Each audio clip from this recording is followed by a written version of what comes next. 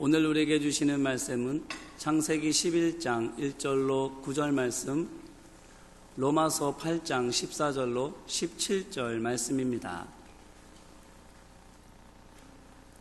먼저 창세기 말씀 봉독하겠습니다. 온 땅의 언어가 하나요 말이 하나였더라. 이에 그들이 동방으로 옮기다가 신할 평지를 만나 거기 거류하며 서로 말하되 자 벽돌을 만들어 견고히 굽자 하고, 이에 벽돌로 돌을 대신하며 역청으로 진흙을 대신하고, 또 말하되 자 성읍과 탑을 건설하여 그 탑 꼭대기를 하늘에 닿게 하여 우리 이름을 내고 온 지면에 흩어짐을 면하자 하였더니, 여호와께서 사람들이 건설하는 그 성읍과 탑을 보려고 내려오셨더라. 여호와께서 이르시되 이 무리가 한 족속이요 언어도 하나이므로 이같이 시작하였으니 이후로는 그 하고자 하는 일을 막을 수 없으리로다. 자, 우리가 내려가서 거기서 그들의 언어를 혼잡하게 하여 그들이 서로 알아듣지 못하게 하자 하시고, 여호와께서 거기서 그들을 온 지면에 흩으셨으므로 그들이 그 도시를 건설하기를 그쳤더라. 그러므로 그 이름을 바벨이라 하였으니 이는 여호와께서 거기서 온 땅의 언어를 혼잡하게 하셨음이니라. 여호와께서 거기서 그들을 온 지면에 흩으셨더라. 아멘. 이어서 로마서 말씀입니다. 무릇 하나님의 영으로 인도함을 받는 사람은 곧 하나님의 아들이라.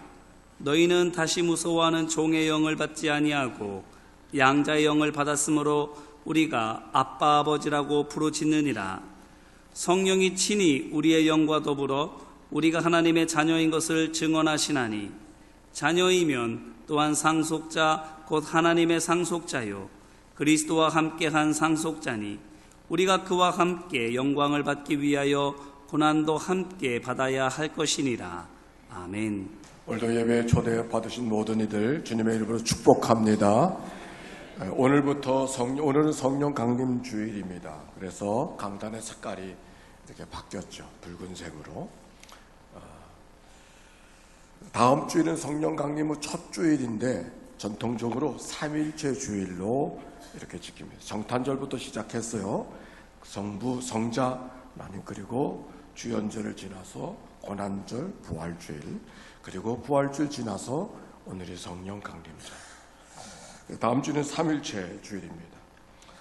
예수님이 부활하신 다음에 마가의 다락방에서 기도하던 이들이 성령의 역사를 강하게 경험하고 내 것과 네 것을 가리지 아니하고 유무상통하며 하나님의 교회 공동체 이 땅에 살면서 천국을 경험하는 은혜의 삶을 사도행전을 통하여 발견하게 되어지는데, 바로 그런 역사를 가능하게 하셨던 성령 강림의 절기, 오늘 바로 오늘을 맞이하고 예배하고 있습니다. 오늘부터 시작되어지는 여러 주간 동안 교회를 그리스도 대신 남겨주신 하나님의 은혜를 기억하고, 또 우리 모두가 말씀을 통하여 교회를 새롭게 하는 그런 은혜가 이 하나님의 교회 가운데, 우리 모두 가운데 임하게 되기를 축복합니다. 저는 지난 주간에 저 시흥에 있는 개수리에 한 리트릿 센터에 가서 한 주간을 지나고 왔습니다. 리트릿 센터, 우리가 신학교 다닐 때는 퇴수회다 이렇게 말하기도 하고, 또 다른 말로 피정의 집이다 이렇게 말로 사용하고 있습니다. 피정이라는 말은, 리트릿이라는 말은 일상의 삶에서 물러나서 자기의 삶을 하나님의 눈으로 돌아보면서 자기를 깊이 성찰하는 그런 시간을 말합니다. 이 센터는 제가 처음 간 곳은 아니고 여러 번 갔었는데 오래간만에 갔습니다. 마치 그것은 도시 한가운데 있지만 이렇게 한 둥지처럼 이 언덕 아래 한 둥지 속에 그 센터가 있어서 아주 특별한 느낌이 있습니다. 도시개발로 말미암아 소음은 좀 커졌지만 오히려 나무들은 더 우거져서 여러 가지 깊은 숲을 이루고 있는 것을 볼 수가 있었습니다. 그 숲을 걸어갈 때 제 마음속에 다가오는 느낌은 하나님 품속을 걸어가는 것 같은, 그리고 맞이하는 나무들이 나를 기다렸다는 듯이 뻗어간 가지들이 나를 품어주는 것 같은 그런 느낌을 감출 수 없었습니다. 그리고 나무들을 보니까 그 나무와 나무들이 그냥 혼자 제멋대로 있는 것처럼 보여졌지만 서로가 서로를 잇대어서 기대서서 마주하고 서서 의지하고 있는 그런 모습처럼 느껴있는, 서로가 서로를 배려하고 그래서 숲을 이루고 있는 그 모습이 남달리 달리 느껴졌던 그런 묵상의 시간입니다. 아마도 이 숲이 세월이 갔다고 저절로 숲이 되진 않았을 겁니다. 누군가가 전지해주고 누군가가 흙길이었지만 그 길을 닦아주는 수고가 있었기 때문에 아름다운 정원의 모습으로, 아름다운 숲의 모습으로 나를 맞이하고 있겠구나, 그런 생각을 하면서 교회를 생각해 봤습니다. 우리 교회가 이 한남 정맥 뒤에 가장 처음 세워진 교회로, 이 주변은 다 바다로 둘러싸여져 있던 114년 전에 세워져 있는 교회입니다. 세월이 흘러갔다고 113년이 지나갔다고 해서 교회가 되는 것은 결코 아닐 겁니다. 아마도 지나간 114년 동안 누군가가 눈물을 흘리고 전지해주고 끌어안고 수고하는 애씀의 충성됨이 있었기에 오늘의 교회가 있었을 거라고 생각하니까 지나간 여러 해 동안 하나님의 교회를 위해서 수고하고 충성스럽게 섬겨갔던 이들을 기억하게 되어집니다. 오늘 그들이 다 이 안에 있음을 기억하고 누구라고 이야기할 거 없이 우리 하나님께서 우리에게 주신 하나님의 축복이라고 여기고 우리 하나님 앞에 감사하고 또 옆 사람에게 인사의 말을, 축복의 인사를 나눠줍시다. 사랑하고 축복합니다.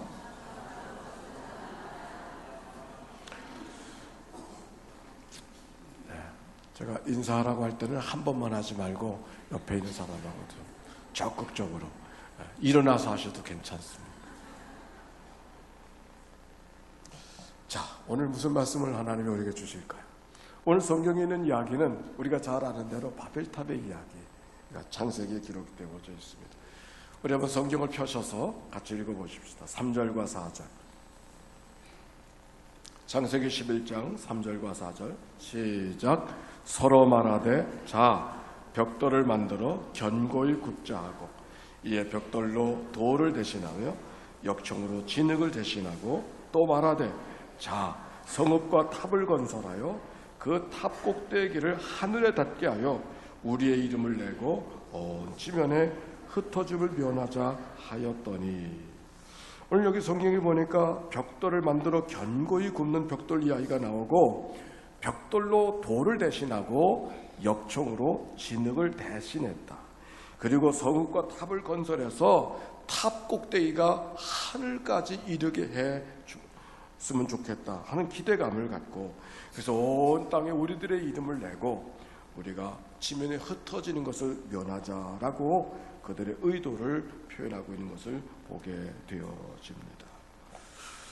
여기 하늘이 닿도록 탑을 높게 쌓고 돌을 치우고 벽돌을 만들고, 아니 진흙을 치우고 역청을 도입해서 새로운 문명을 만들고, 그래서 문명 도시를 만들고 고대인들에게는 다른 사람들은 생각할 수 없었던 놀라운 도시군을 만들고 마천도를 만들고 큰 탑을 쌓고자 하는 그런 의도. 여러분, 이 의도는 어떤 의도일까요? 이게 어떤 마음일까요? 에덴 동산의 아담의 마음이 읽혀지지 않나요? 아담의 마음, 하나님과 같이 되어보려고 하는 마음, 하나님의 은혜 속에 살고 있지만 그 은혜로 만족하지 못하고 뭔가를 달리 해보려고 하는 그 아담의 마음, 오늘 성경을 통하여 발견할 수 있는 마음이죠. 하나님이 어떻게 하셨을까요? 그냥 내버려 두지 않으셨다 그랬어요. 하나님 내버려 두지 아니하시고 내려오셔서 그들을 간섭하셨어요. 그들의 의도가 악한 것을 아시고 그들에게 뭔가 새로운 일들을 조종해 주시는 그런 모습을 보게 됩니다. 원인이 뭔가 살폈더니 말이 하나인 것을 알게 되어졌고, 그래서 그들의 언어를 다르게 만들어서 흩어지게 하였다라고 하는 성경의 말씀을 발견하게 되어집니다. 결국 그들의 계획은 성취할 수 없었고 바벨탑을 쌓는 사건은 중단할 수밖에 없었습니다. 자, 오늘 이 성경의 이야기, 우리가 하나님 어떤 하나님을 발견할 수 있을까요? 탑을 쌓도록 내버려 두신 하나님이 아니라 탑을 쌓도록 하늘에 오르도록 하려고 하는 그 인간의 마음을 막으시는 하나님. 여러분, 막으시는 하나님의 은혜를, 막으시는 하나님을 은혜로 생각해 본 적 있나요? 막으신 하나님. 내가 이런 생각이 있었고 저런 생각이 있었는데 왜 하나님이 자꾸 막으시지? 막으시는 하나님. 필립 얀시라고 하는 사람의 책에 고통이 하나님이라고 하는 그런 책이 있습니다. 고통을 주시는 분이 하나님이라고 하는 것이죠. 우리는 고통 없는 세상을 살길 원하는데 필립 얀시는 고통이 오히려 하나님의 은혜라. 왜? 고통이, 우리가 피부를 꼬집으면 아픈 것은 더 큰 것이 우리에게 상해할 때 보호하게 하시려고 하는 하나님의 은총이 이 작은 아픔 속에 있다고 하는 것, 그거를 발견하게 되어졌어요. 필립 얀시의 이야기를 말하면 나병, 한센시 병, 나환자들의 고통은 고통을 못 느끼는 게 고통이다.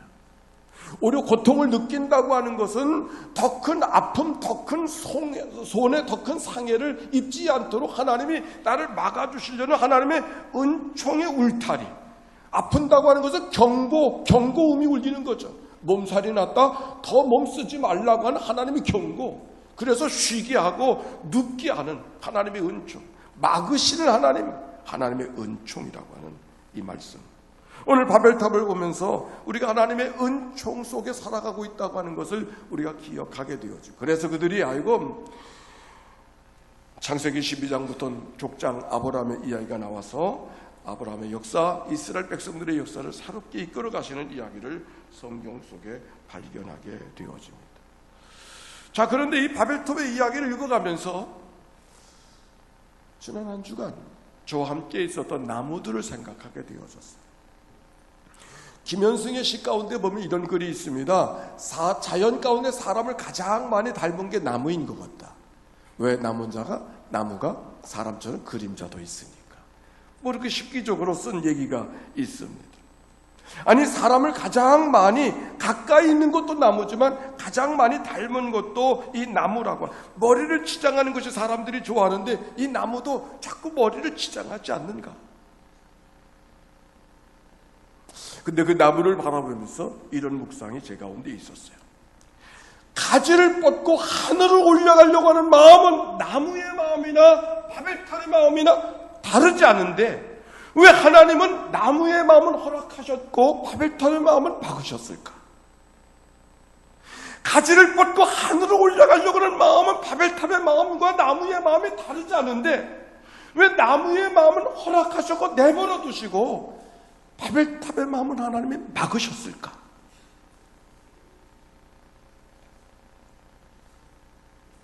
그리고 생각해보니 다른 게 있었어요. 바벨탑은 하늘로 올라가려는 마음만 있었지 나무와 다른 거예요. 나무는 어떤 하늘로 올라가는 마음이 있는 것만큼 어떤 마음이 땅속에 뿌리를 깊이 내려오려고 하는 마음이 같이 있었어요. 아, 이게 바벨탑과 나무의 마음이 다른 거로구나. 하늘을 향하여 높이 올라가는 마음뿐만 아니라 그 마음만큼 땅에 깊이 뿌리를 내리려고 하는 마음, 근본을 잃어버리지 않으려고 하는 마음, 내가 속한 것이 땅인 것을 잊어버리지 않으려고 하는 그 나무의 마음, 이게 바벨탑의 마음과 다른 마음이거든. 바벨탑의 마음은 왜 내가 여기 있어? 자꾸 올라가서 하늘을 닿고 싶은 마음만 있었지 내 터가 어디인 것을 모르고. 그게 바벨탑의 마음. 왜 하나님이 바벨탑을 짓는 것을 막으셨을까?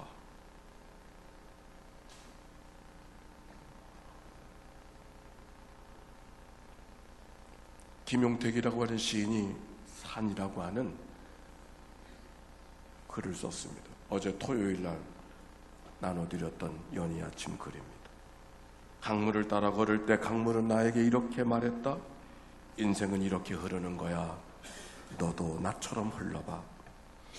하얗게 피어있는 억새 곁을 지날 때 억새는 이렇게 말했다.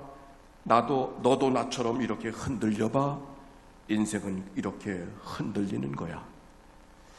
연보라색 구절초 꽃 곁을 지나는데 구절초 꽃은 이렇게 말했다. 인생은 한 번 피었다 지는 꽃이야. 너도 이렇게 꽃 피워봐. 커다란 느티나무를 지날 때 느티나무가 내게 이렇게 말했다. 인생은 이렇게 뿌리를 내리고 그 자리에 사는 거야.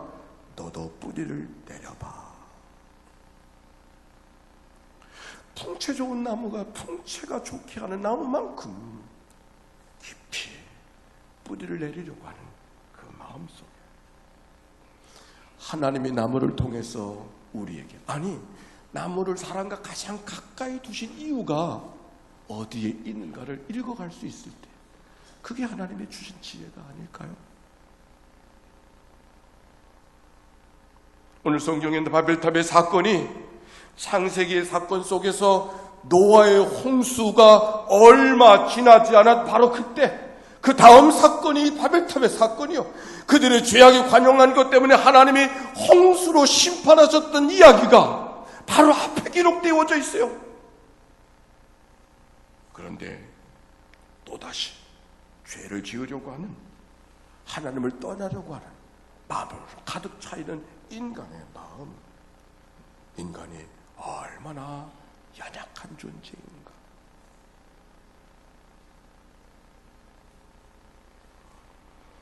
다행한 것은 하나님께서 더 타락하지 않도록, 더 못되게 하지 않도록, 못되게 살지 않도록 하나님이 막아주셨다고 하는 것, 그게 하나님의 은혜인 것입니다. 아니, 오늘 성경에 보니까 하나님이 막아주셨을 뿐만 아니라 하나님이 그들을 돕고 계셔.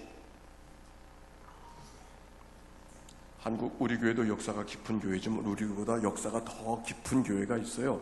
서울 장안에 감리교회는 정동교회고 장로교회는 세문안교회가 바로 선교사가 들어오던 바로 그 이듬해 시작된 교회가 되어져서 130주년을 막 지나가게 되고 있습니다.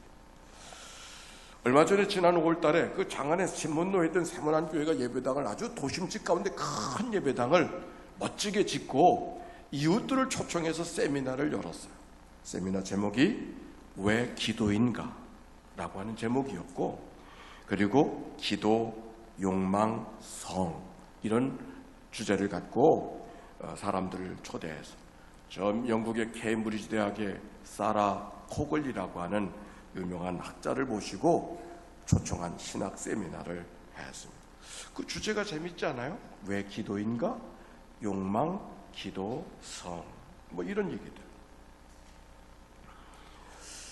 우리가 다 기도하는데 기도와 욕망, 그것이 어떤 관계가 있을까? 마음의 소원을 언어로 표현하는 것이 기도라고 한다면 기도라고 하는 것이 욕망의 또 다른 표현이 아닌가?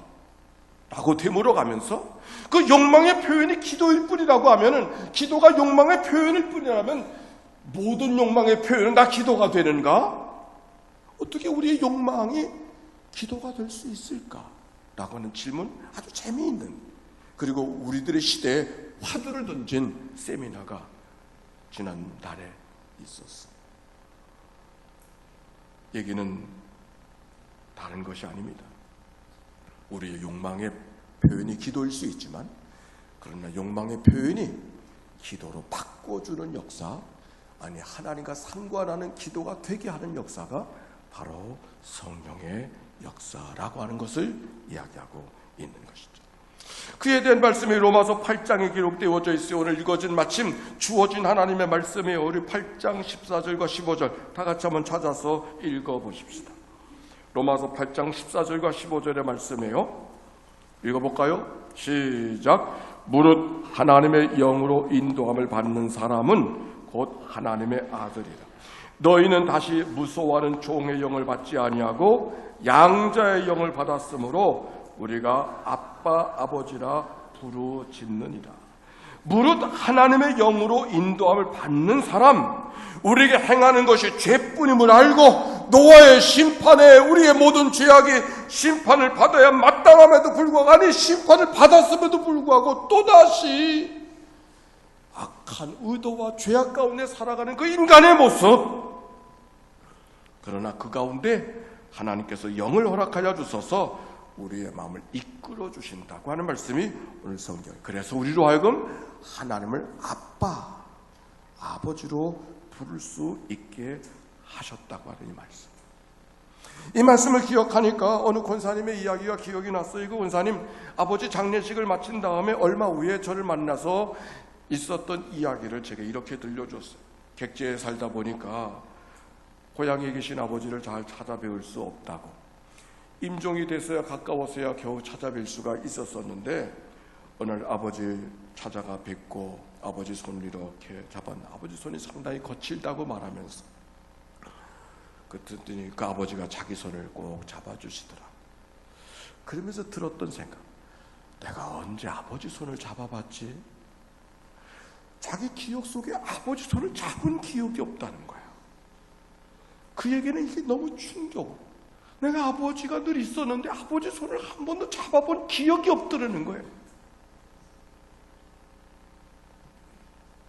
그리고 세상을 떠나셨어요. 그러고 나서 들었던 생각은, 그 아버지가 아버지 손을 그렇게 잡았을 때 아버지가 자기에게 손에 힘을 주는 모습을 기억하면서 아버지가 내 손을 얼마나 잡기를 원하셨을까,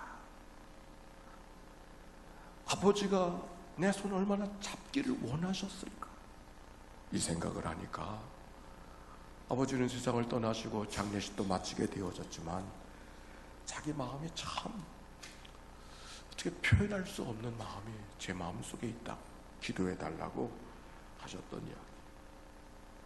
오늘 성경, 하나님께서 우리가 이 세상을 낯선 세상으로 살게 하지 아니하시고 하나님의 세상을, 아버지의 세상으로 살아갈 수 있도록 아빠, 아버지로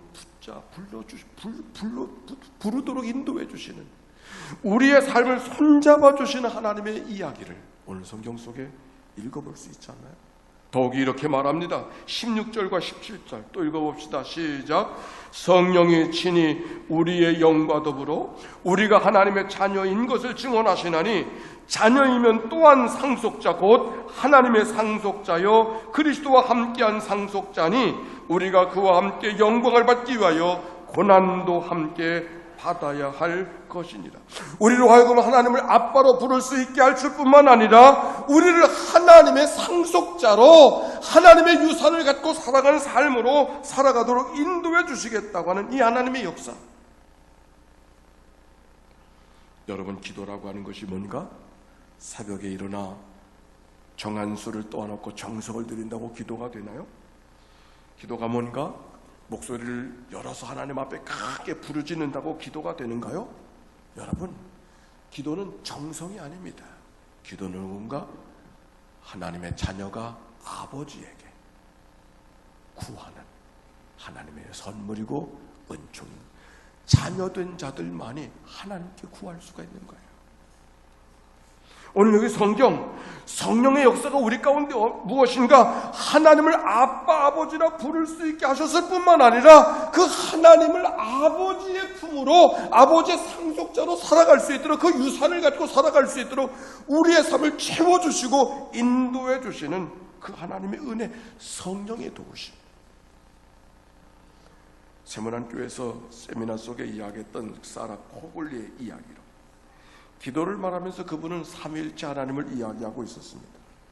삼위일체 하나님이 어떤 하나님인가? 성부, 성자, 성령, 그냥 그렇게 계신 분이 아니라 성부, 성자, 성령, 서로가 서로를 위해서 배려하고 함께 더불어 계신 그 함께하는 그 하나님의 모습은 우리가 하나님 안에서 우리가 서로 어떻게 살아가야 될 것인가를 모범적으로 보여주고 있는 모습이라고 이야기하면서 그는 이렇게 말해요. 기도를 통해서 성령은 우리를 성자에게 인도하고 성자는 성부에게 이끌어 가시는 영적인 경험, 그게 기도라. 성령은 기도를 통해서 성자에게 인도해주고 성자는 우리를 성부에게로 이끄는 힘, 그 영적 경험, 그것이 삼일째 하나님의 경험하는 은혜라. 설명을 좀 해야 돼요. 우리가 기도하면 여러분 하나님 그러지만 우리가 기도할 때는 기도는 누구에게 하느냐면 하나님 아버지에게 하는 거예요. 누구에게 한다고요? 하나님 아버지. 우리가 기도할 때 예수님 그러 기도할 때도 있고 성령님 그러 기도할 때도 신학적으로 보면 조금 그거는 좀 조정해야 돼요. 우리의 기도는 늘 하나님 아버지 기도하는 거예요. 다만 아버지 기도하도록 우리의 삶을 이끌어 가시는 도움이 누구냐? 우리의 공로가 없기 때문에 누구의 공로로? 예수 그리스도의 공로로. 그래서 예수 그리스도의 이름으로 아버지께 기도하는 거죠. 근데 우리로 하여금 성자 예수님께 다가서도록 이끌어 가시는 하나님이 누구시냐? 그게 바로 성령 하나님. 나로 하여금 성자 하나님을 만나도록 도우시는 역사가 성령 하나님. 성령 하나님을 통해 성자 예수님은 우리를 통해 우리에게 하나님 아버지를 만나도록 그의 공로를 통해서 나아가는 그 역사, 이것이 바로 성부, 성자, 성령 하나님. 그 하나님 안에서 우리가 살아가는 기도, 우리의 믿음의 생활을 설명하고 있는 것이죠. 끊임없이 우리로 하여금 예수 그리스도 십자가 앞에 나아가도록 이끌어 가시는 성령의 역사가 여러분 안에 있는 줄로 믿습니다. 오늘도 예배하지만 시간이 있어서 예배합니까? 두 다리가 있다고 예배했습니까? 아니죠. 여러분이 오늘 일어나면서 하나님의 마음을 주셨어요. 하나님께 가까이 다가서도록, 하나님 앞에 나아가도록, 하나님을 이끌리도록 여러분의 마음을 이끌어주시는 성령의 역사. 그래서 십자가 앞에 나오게 하시고, 그래서 우리가 하나님 앞에 찬송하고 기도하고 예배하게 되는 것이죠. 그게 바로 성령의 역사. 로마서 8장 26절에는 이런 말씀이 있어요. 이와 같이 성령도 우리의 연약함을 도우시나니 우리가 마땅히 기도할 바를 알지 못하나. 뭘 모른다고요? 기도할 바를 알지 못하나. 따라서 합시다. 오직 성령이 말할 수 없는 탄식으로 우리를 위하여 친히 간구하시느니라. 우리는 우리들의 모습으로는 기도할 바를 알지 못하고 어떻게 기도해야 될지 모르고 있지만, 그러나 성령께서 말할 수 없는 탄식으로 우리를 위해서 우리 가운데서 기도하도록, 기도가 되도록 이끌어 가시는 역사, 그게 바로 성령님의 역사인 것을 로마서 8장 26절이 말씀하고 있어요.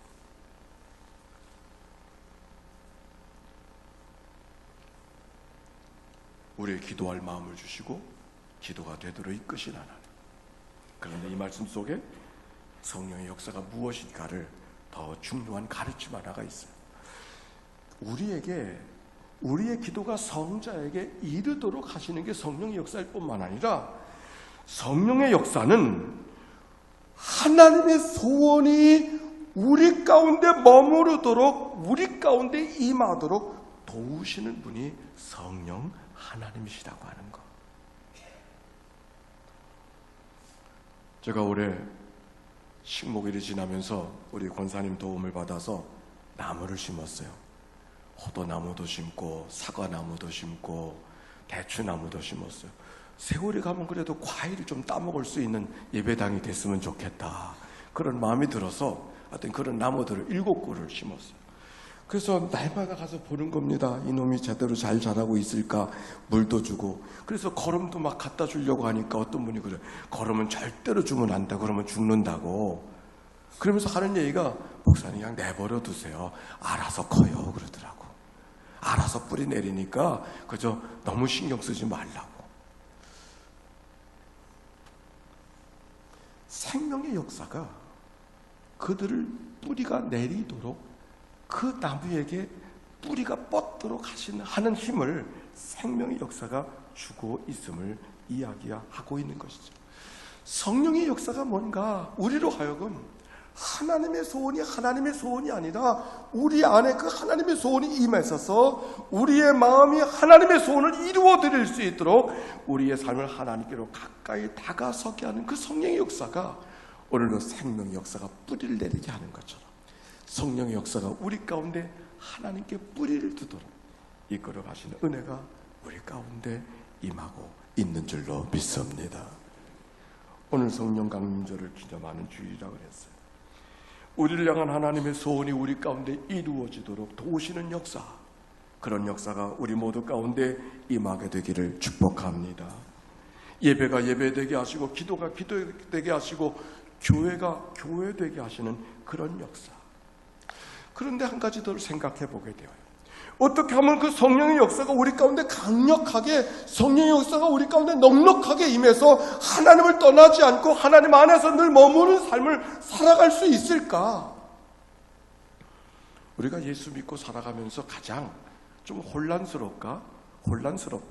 좀 마음에 상심이 되는 것 가운데 하나는 은혜를 받았는데 삶은 별로 바꿔지지 않는 일들을 바라볼 때, 은사도 받았는데 화남은 승질나고 언어가 거칠어지고 뭔가 모르게 표정이 달라지고, 왜 그럴까? 십자가를 다시 한번 생각해 봐야 돼요. 교회만큼 십자가를 강조하지 않는 데가 없어요. 그러나 십자가를 강조한다고 하는 것이 무엇일까? 우리가 십자가를 생각하면 어떤 생각? 뭔가 더 수고해야 돼서, 뭔가 더 아파야 되고, 뭔가 더 애써야 되고, 뭔가 더 충성해야 되고, 뭔가 십자가 때문에 뭔가 다른 사람은 남달라야 되는가 보다, 이런 생각 우리 가운데 있는 것이 사실입니다. 그러나 진정 십자가라고 하는 의미는 더 애써야 되고, 더 수고해야 되고, 더 충성해야 되는 그걸 말하는 게 아니에요. 십자가라고 하는 것은 하나님 앞에 나의 모든 의도, 나의 모든 생각, 나의 모든 이해관계를 내려놓는 죽음이에요.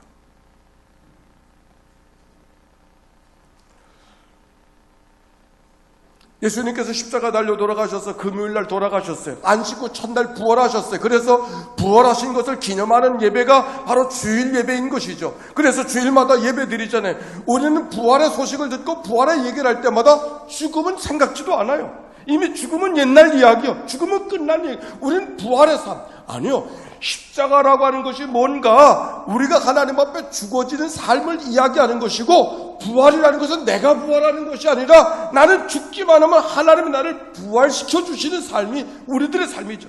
그런데 부활한 삶을 살아간다 할지라도 우리의 살아가는 삶이 죽음을 떠나지 않았어요.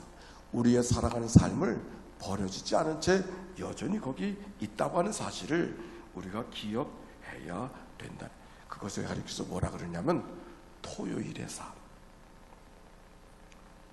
성령의 역사가 언제 우리 가운데 강력하게 임하는가? 토요일. 이미 시작되어졌으나 아직 완성되지 않은 그 토요일의 삶. 삭개오라는 사람이 성경에 있습니다. 주님 만나기를 원하는 소원이 있어요. 세리장이었고 주님을 남들만큼 사는 사람이었어요. 그런데 그에게는 세상에서 해결할 수 없는 문제가 생겨서 예수님을 찾아갔습니다. 만날 수가 없었어요. 돌 무화과 나무에 뽕나무에 올라갔다고 했습니다. 예수님이 그에게 의도가 있는 것을 알고 말씀하셨어요. 오늘 구원이 네 집에 임하였으니 이 사람도 아브라함의 자손이라고 이렇게 말씀해 주었습니다. 삭개오는 너무 가슴이 뛰는 가슴으로 내려와서 내 소유의 절반을 가난한 자들에게 주겠으며 만일 누구의 것을 토색한 일이 있으면 4배나 갚겠습니다. 그리고 예수님을 자기의 집으로 영접하는 이야기를 찾아볼 수 있습니다. 세상의 뿌리를 받고 살던 그가 하나님께로 삶의 뿌리가 옮겨지는 모습을 우리가 성경을 통해 발견하게 되어집니다. 그런데 이제 삭개오가 이제는 세상의 뿌리를 다 옮겼기 때문에 이제는 천국의 삶을 룰루랄라하고 살았을까? 여러분 어떻게 생각하세요? 이 삭개오가 예수님을 만났기 때문에, 그리고 삶의 고백이 분명했기 때문에 이제는 천국 세상은 생각지도 아니하고, 아니 생각해볼 필요도 없이 룰루랄라하면서 천국의 삶을 다 살아냈을까? 여러분 그럴 수 있을 거라고 생각하세요?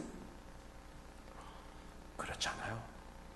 오히려 그가 새로운 삶의 고백을 만들었기 때문에 더 많은 도전, 더 많은 아픔, 더 많은 고통, 얼마나 많은 사람들이 삭개오를 향해 손가락질 했겠어요.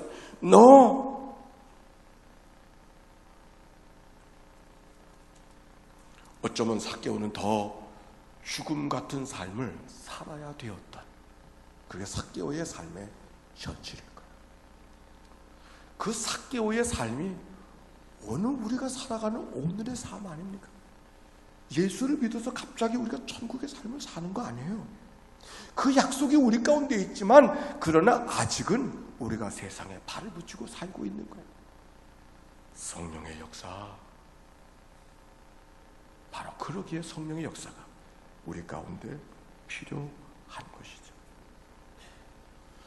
왜 주님께서 우리들에게 말씀하시기를 너희들의 마음이 겸손하지 않으면 안 된다고 말씀하시는가? 뭔가 내가 되고자 하려고 하는 그 생각들이 내려놓지 않을 때 하늘을 높이 오르지 않을 그 마음을 내려놓지 않으면 성령의 역사가 우리 가운데 충만할 수 없고 우리가 하나님의 천국의 삶을 살아갈 수 없기 때문에 우리가 겸손하게 하나님의 뜻을 구하며 살아가는 삶으로 마음을 열고 살아가도록 이끄시는 성령의 역사. 오늘 성령 강림절을 맞이해서 우리의 예배를 예배되게 하시는 분이 하나님이신 줄로 믿습니다. 우리가 이미 시작되어졌으나 아직 완성되지 못한 이 세상, 부활의 소망이 우리 가운데 있지만 죽음으로 드리워진 세상을 다 떠나지 못한 이 세상에 발붙이고 살아가는 이 세상 속에 끊임없이 우리를 하나님께 뿌리를 두고 살아가도록 이끄시는 성령의 역사가 강림절과 더불어 이 하나님의 교회 가운데 이미 시작된 것을 기억하시고 그 성령 하나님을 향하여 마음을 열고 믿음으로 순복하며 걸어가는 은혜가 모두에게 있게 되시기를 축복합니다.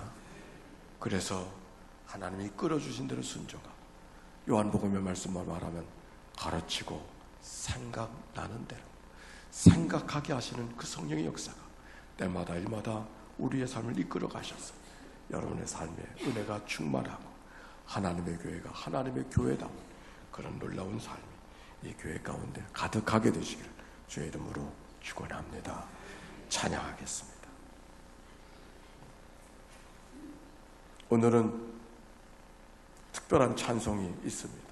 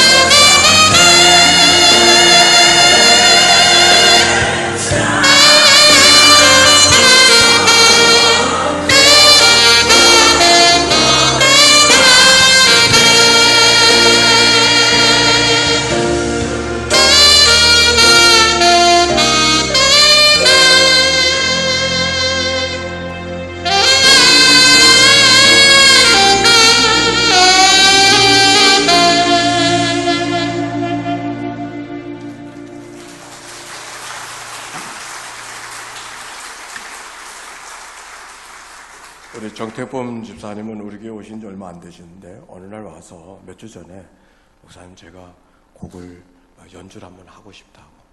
그래서 무슨 곡을 할 거냐 그랬더니 제가 성령이 오셨네를 준비했다는 거예요. 그래서 그것은 성령 강림절 하면 되겠다. 그래서 이미 몇 주 전에 이렇게 하나님께서 제 마음을 움직여 주신 줄로 믿습니다. 그 마음을 움직이신 하나님이 여러분의 마음을 움직여 주시기를 바랍니다. 우리가 성령의 역사가 같이 기도하십시다. 성령의 역사라고 하는 것이 뭘 의도를 갖고 애를 써서 되는 것이 아니라 우리의 마음을 하나님께 향하도록 가르쳐 주시고 생각나게 하시고 이끌어 가시는 그 역사에 우리는 순종하고 따라갑니다. 마음이 겸손하지 않으면 따라갈 수 없어요. 내가 뭔가 하늘을 닫고 싶은 마음이, 이 교만의 마음이 우리 가운데 있으면 따라갈 수 없어요. 그러나 하나님은 끊임없이 우리를 하나님께로 향하는 마음이 성령의 도우심으로 이미 나와 여러분 가운데 있는 것을 기억하고 하나님 항복합니다. 이끌어 주옵소서. 이 기도가 여러분 안에 올려져서 내내 성령의 인도하심을 받고 걸어가는 복된 믿음의 여정 되시기를 주의 이름으로 축원합니다. 우리 같이 기도하십시다. 함께 기도합니다.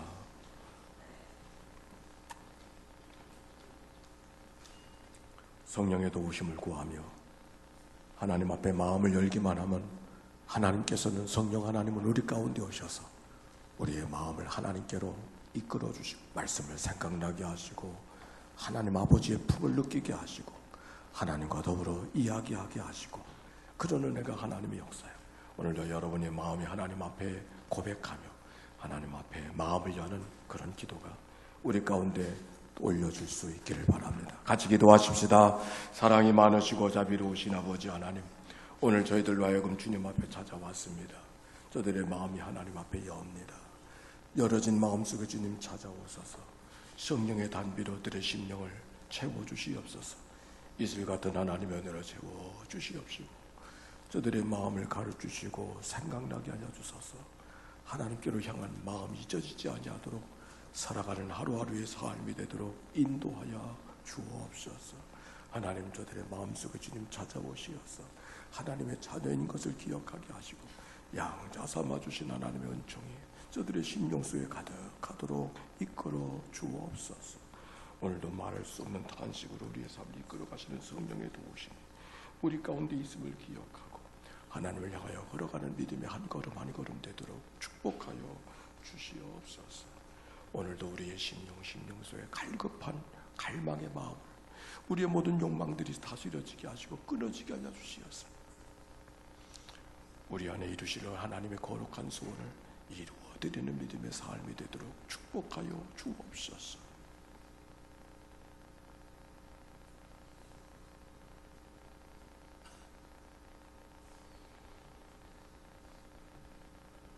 지나간 2000년의 역사, 수다한 인간들의 일들이 있음에도 불구하고 이 땅에 교회를 세워가신 역사가 하나님이신 줄로 믿습니다.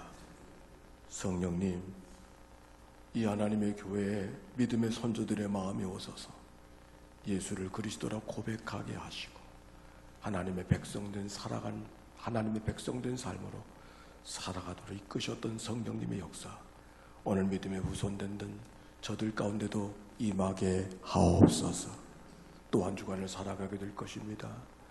하나님 앞에 마음을 열 때마다 성령님 우리 가운데 오셔서 십자가 앞에 다가서게 하여 주시고 자기의 모든 의도를 다 내버리고 하나님의 뜻 앞에 손 벌려 죽으신 죽음을 우리의 삶 속에 경험하도록 축복하여 주시옵소서. 그래서 부활하게 하신 하나님의 은혜가 그리스도 안에게 있었던 것처럼 오늘 우리에게도 그런 은혜가 넉넉하도록 이끌어 주시옵소서. 견딜 수 없는 자리에서 견디게 하옵시고 위로받을 수 없는 자리에서 위로받게 하여 주시옵시고 사랑할 수 없는 자들을 사랑할 수 있게 해 주시옵시고 무릎 꿇을 수 없는 자리에서 기도할 수 있는 은혜가 저들 가운데 있도록 이끌어 주시옵소서. 말씀을 읽을 때마다 하나님 주시는 말씀을 기억하게 해 주시옵시고 모든 경우 주님을 의지하며 걸어가는 삶이 되도록 축복하여 주시옵소서. 그와 같이 내버려 두지 아니하신다고 말씀하셨으니 하나님의 세상을 아버지의 세상으로, 아버지의 집으로 살아가는 은혜가 우리 모두 가운데 임하도록 축복하여 주옵소서. 우리 구주 예수님의 이름으로 기도하옵나이다.